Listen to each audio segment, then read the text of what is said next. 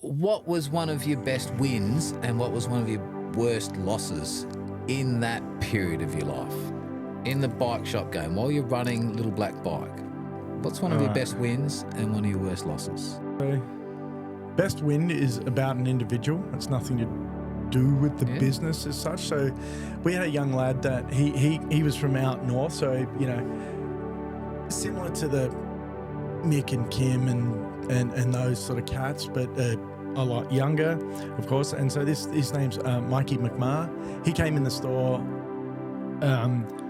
and he's ratty little shitty kid from the north. But I'm like, man, he was wagon school, not doing good. And I didn't know anything about him at this stage, but he had a pretty hard life. Growing up with a single mum who had a lot of anxiety, didn't like to go shopping. And so at 11, he was going to the shop. She was just didn't want to go outside much. And so at a very young age, he sort of had to I just saw so much potential, and I'm like, this guy is just so happy and so cool. And he had to deal with harder shit than I, have ever. And he's, my family life is incredibly easy. It has been, and I've been very lucky. So thank you. He had the opposite, and I'm like, man, this poor dude, and he just seemed so smart, so intelligent, so switched on. So it was one of the kids that I said, hey, if you came in here and did a traineeship as a mechanic, you have to go to school, and I will do it with your school.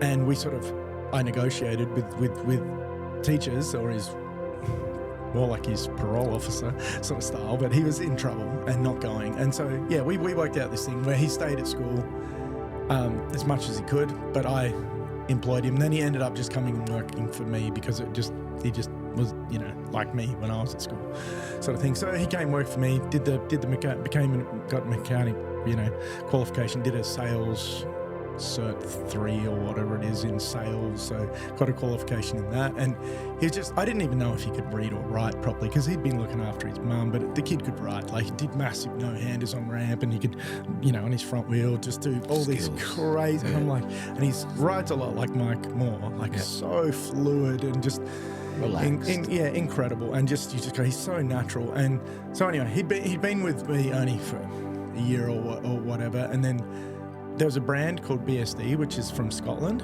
who's BSD ended up doing a lot of stuff with our store, even though from Scotland. And